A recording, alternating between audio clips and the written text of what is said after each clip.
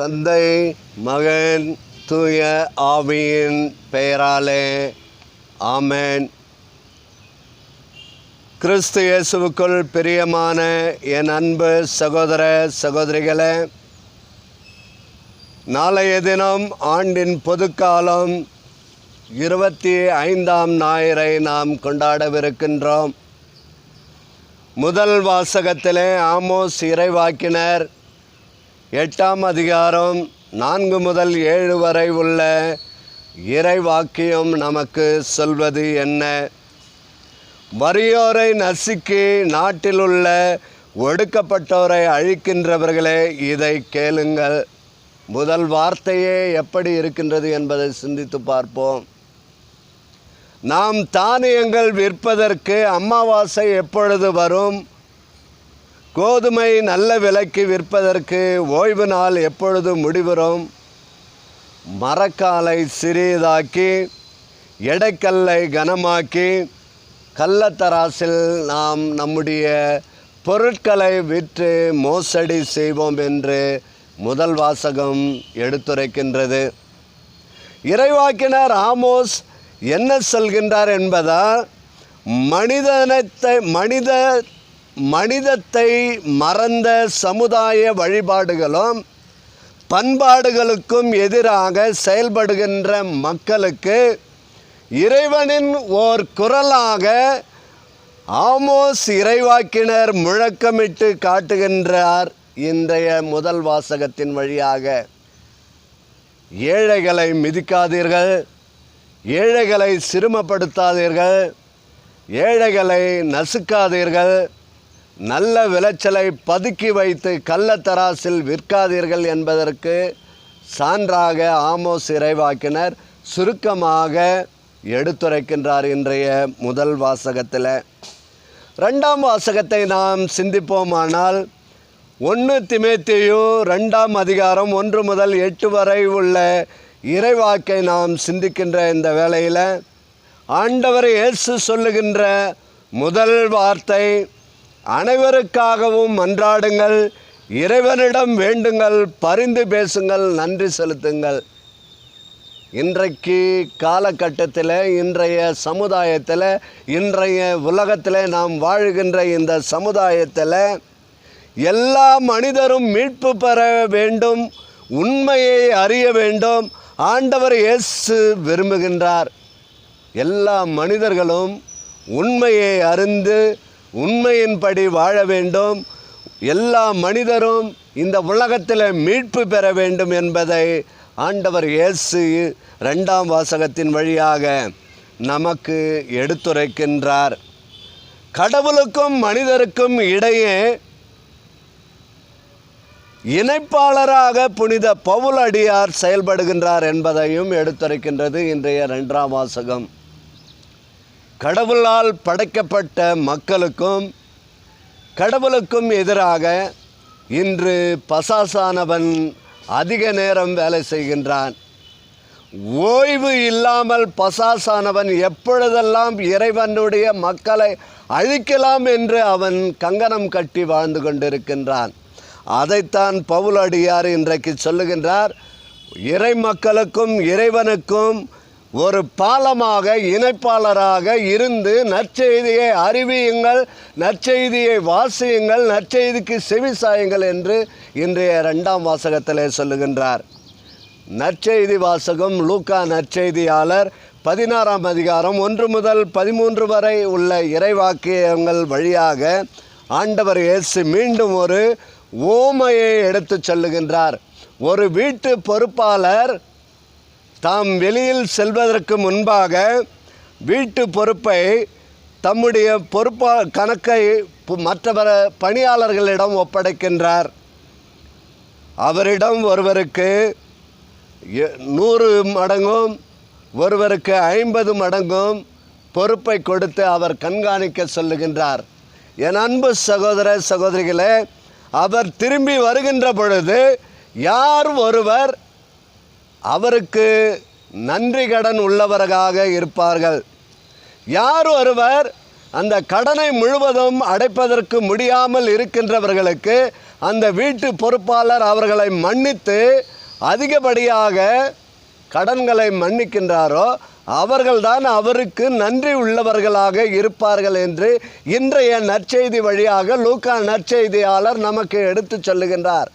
அப்போது 800 தாலந்து பெற்றவர் அதிகமாக நன்றி சொல்வாரா, 500 தாலந்து பெற்றவர் அதிகமாக நன்றி சொல்வாரா? 2 பேருக்கும் கடன்களை மன்னிக்கின்றார் ஆண்டவர் இயேசு. இந்த உலகத்தில் வாழுகின்ற இந்த சமுதாயத்தில் ஆண்டவர் இயேசு பாவிகளையும் மன்னிக்கின்றார், நல்லவர்களையும் மன்னிக்கின்றார், தீமை செய்கின்றவர்களையும் மன்னிக்கின்றார். அதிகமாக பாவம் செய்த யார் அவரை மன்னிக்கின்றாரோ அவர்கள்தான் அதிகமாக ஆண்டவருக்கு நன்றி செலுத்துகின்றார்கள். 8 பேய்களை கொண்டிருந்த மகதலா மரியாள் ஆண்டவரால் தொடப்படுகின்றார். அவருடைய பேய்கள் நீங்கப்படுகின்றது. அவள் செய்த பாவங்கள் அனைத்தையும் அவர் ஊர்ந்து கவனித்து ஆண்டவரிடத்தில் அவருடைய பாதத்தில் அமர்ந்து தன்னுடைய கண்ணீரால் அவருடைய காலை கழுவி கூந்தலால் துடைத்து நறுமண தைலத்தால் அவர் அன்பு செய்கின்றார், முத்தமிடுகின்றார். என் அன்பு சகோதர சகோதரிகளே, யாருடைய பாவங்கள் அதிகமாக மன்னிக்கப்படுகின்றதோ அவர்கள் அதிகமாக ஆண்டவருக்கு நன்றி செலுத்த வேண்டும். அப்போ மற்றவர்கள்லாம் நன்றி செலுத்த வேண்டாமா என்று சிந்திக்கின்ற பொழுது இந்த உலகத்தில் படைக்கப்பட்ட எல்லா மனிதரும் ஆண்டவரால் படைக்கப்பட்ட எல்லா படைப்புகளுமே ஆண்டவருக்கு நன்றி சொல்ல வேண்டும். நாம் வாழுகின்ற இந்த சமுதாயத்தில் இன்றைய காலகட்டங்களில் ஆண்டவர் இயேசுவினுடைய அன்பையும் இரக்கத்தையும் அதிகமாக பெற்றுக்கொள்ள நாம் முயற்சி செய்ய வேண்டும் என்பதை இன்றைய நற்செய்தி வழியாக ஆண்டவர் இயேசு ராயப்பரை பார்த்து சொல்லுகின்றார். உன்னுடைய வீட்டிற்கு வந்த பொழுது என்னுடைய பாதங்களை கழுவ நீர் தண்ணீர் கொடுக்கவில்லை.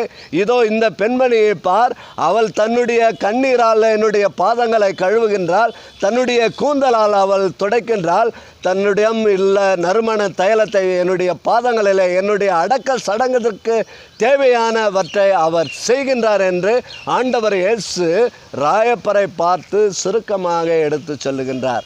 என் அன்பு சகோதர சகோதரிகளே, இன்றைக்கு ஆண்டவர் இயேசு நம் ஒவ்வொருவரையும் பார்த்து சொல்கின்ற வார்த்தை இதுதான்.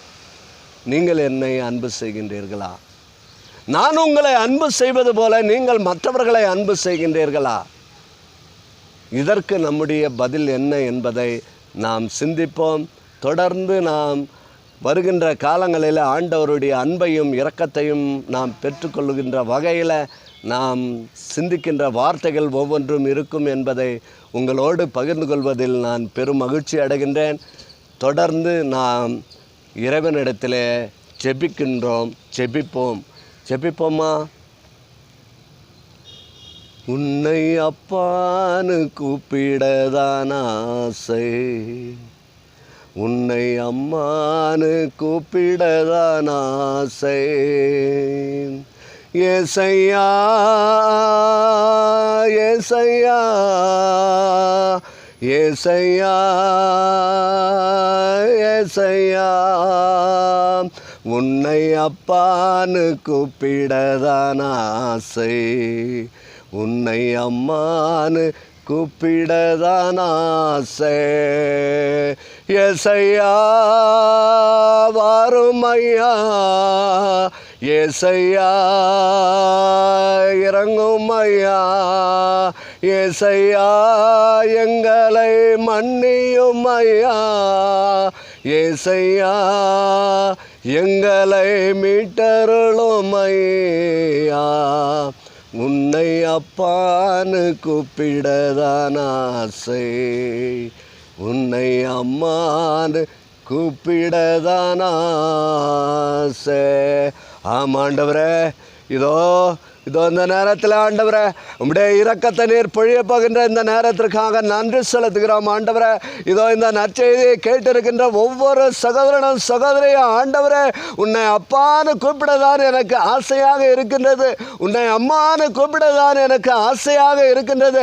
ஆண்டவரே நீர் இறங்கி வாரும், ஆண்டவரே நீர் எங்கள் மீது இறங்கி வாரும், எங்களுடைய இதயத்தை உடைத்து உருமாற்றும். ஆண்டவரே அப்பா, உன்னை அப்பான்னு கூப்பிடதான் நாங்கள் ஆசைப்படுகிறோம் கஷ்டப்படுகின்றோம். ஆனால் இந்த பசாசின் தொல்லைகள் எங்களை நெருக்கி விடுகின்றன, கூப்பிட விடாமல் எங்களை தடுக்கின்றன.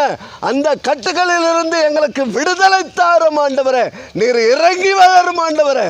நீர் சீனாய் மலையில ஆண்டவரே அந்த இஸ்ராயேல் மக்கள் மீது இறங்கியது போல இதோ இந்த நற்செய்தியை கேட்டுக்கொண்டிருக்கின்ற ஒவ்வொரு சகோதரனும் சகோதரி மீதும் ஆண்டவரே உம்முடைய தூய ஆவியால் நிரப்பி ஆண்டவரே, உம்முடைய வல்லமையால் நிரப்பி ஒவ்வொருவரும் ஆண்டவரை உம்மை அப்பா என்று கூப்பிடவும் அம்மா என்று கூப்பிடவும் தகுதி உள்ளவர்கள் ஆக்கும் ஆண்டவரே.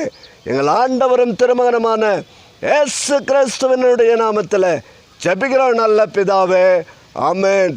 தந்தை, மகன், தூய ஆவியின் பெயராலே ஆமென். ஆண்டவராகிய இயேசு கிறிஸ்து உங்களை பாதுகாக்க உங்கள் நடுவிலும் உங்கள் மத்தியிலும் உங்களுக்கு முன்னும் பின்னும் அரணாக இருந்து இதோ இந்த இயேசுவினுடைய திருச்சிலுவை உங்களுக்கு முன்னும் பின்னும் அரணாக இருந்து உங்களை பாதுகாத்து வழி நடத்துகின்றது. நீங்கள் அப்பா என்று கூப்பிடுங்கள், நீங்கள் அம்மா என்று கூப்பிடுங்கள், நீங்கள் கேட்கின்ற ஒவ்வொன்றையும் நான் உங்களுக்கு செய்வேன் என்று சொன்ன ஆண்டவர் இயேசு இதோ உங்கள் மத்தியிலே இருக்கின்றார்.